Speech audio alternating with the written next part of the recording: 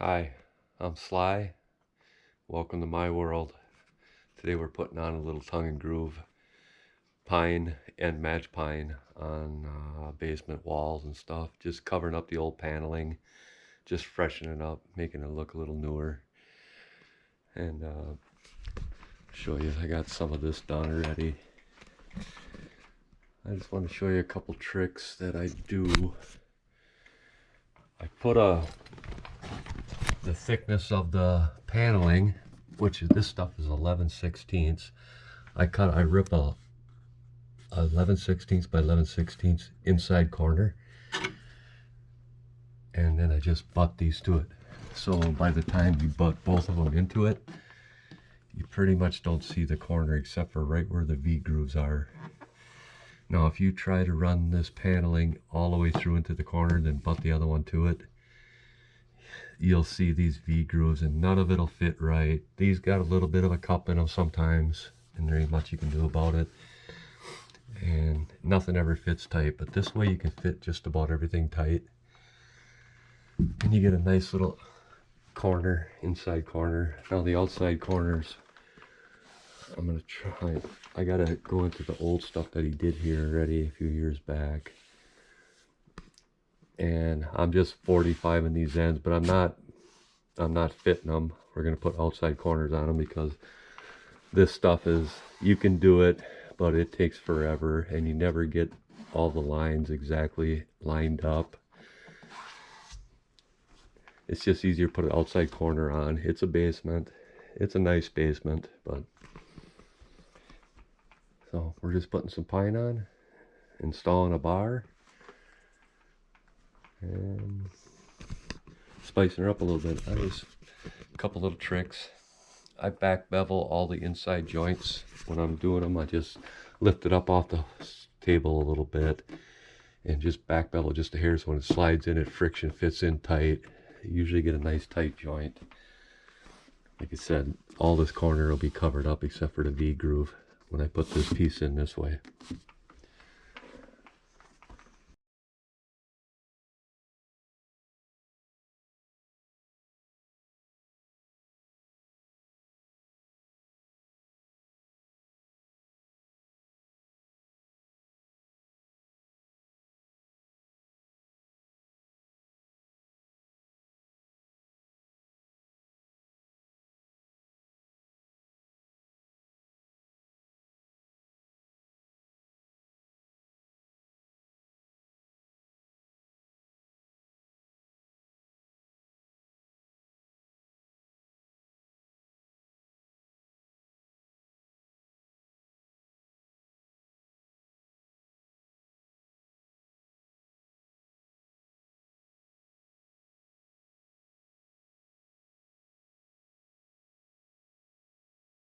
This is what I mean when I said I was keeping the 45s on here, but I wasn't fitting them.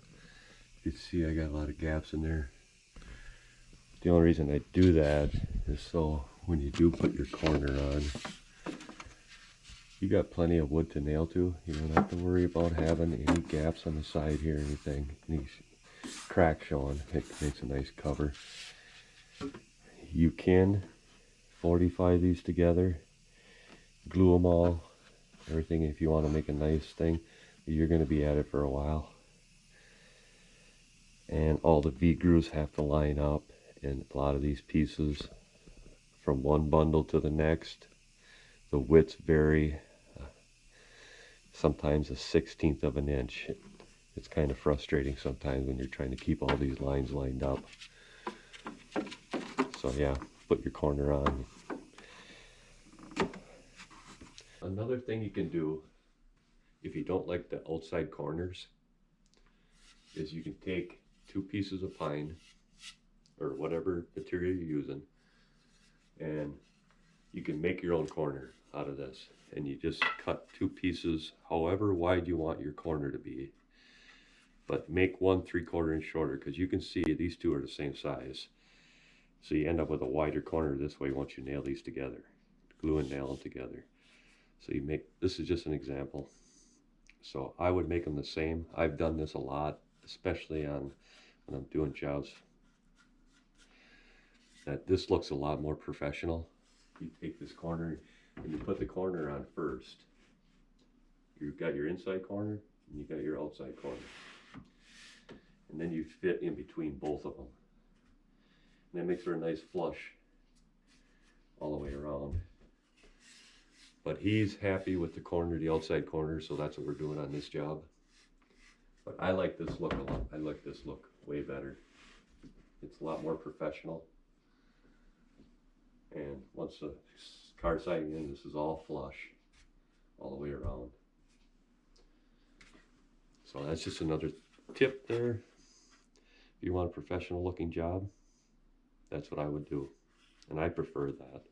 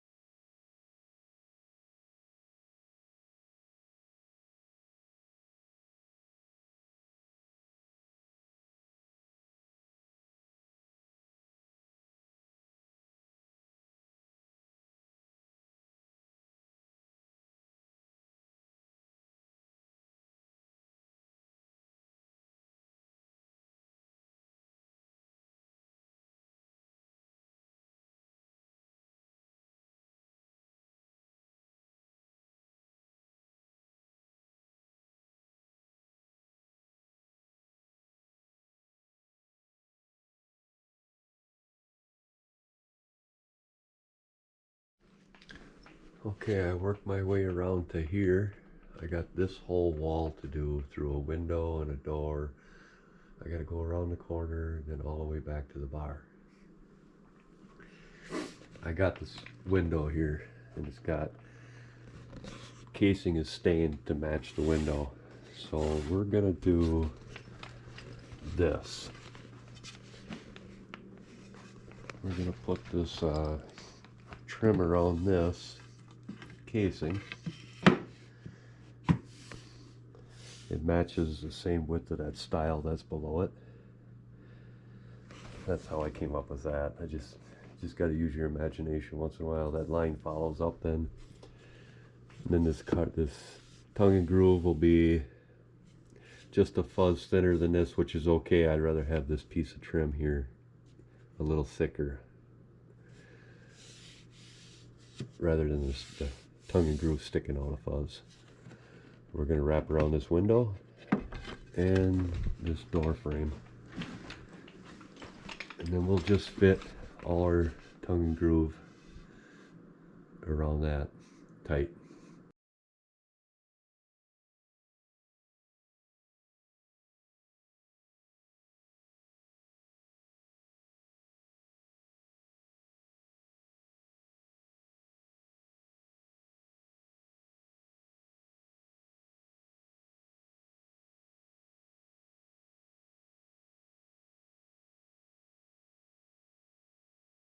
The window trimmed out, the door trimmed out. Need an inside corner there, and I'm going over that window, and we're gonna do this whole ductwork fur down header thing. So we got this beam to do. We're gonna wrap these posts vertically with that tongue and groove. Then gotta do a mantle. We're gonna do some reclaim. Got some reclaimed lumber here. We're gonna wrap the mantle in that. That'll match the bar.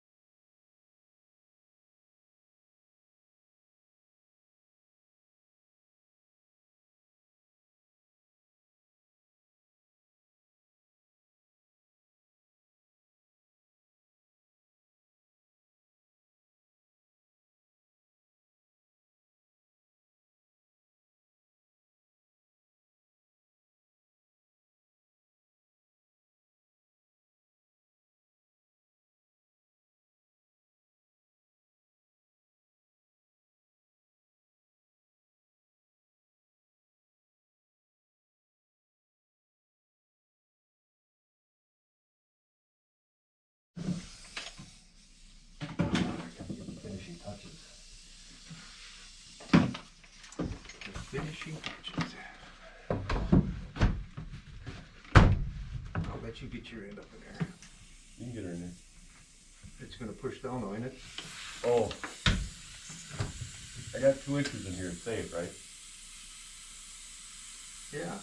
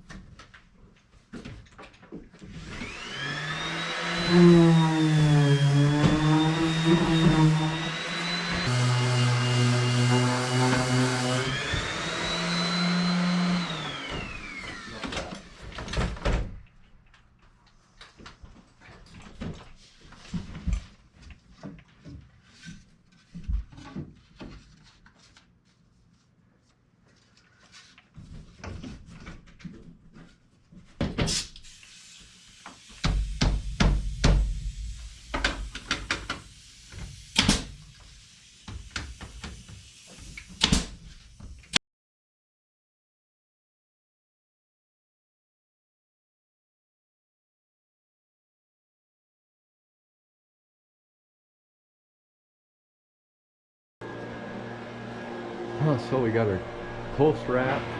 That's all finished. We got our soffit all wrapped up with pine. Got the face all faced off. A nice 1x10. That's got to be finished yet. Got our reclaimed mantle here. That's going to be this color when it gets finished. Once the tug oil gets on it.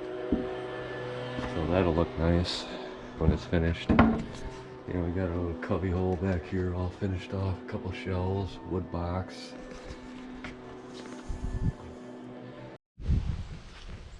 Well, thanks for watching. I hope some of that stuff helped you out in the future. Thanks for watching. We'll see you on the next one.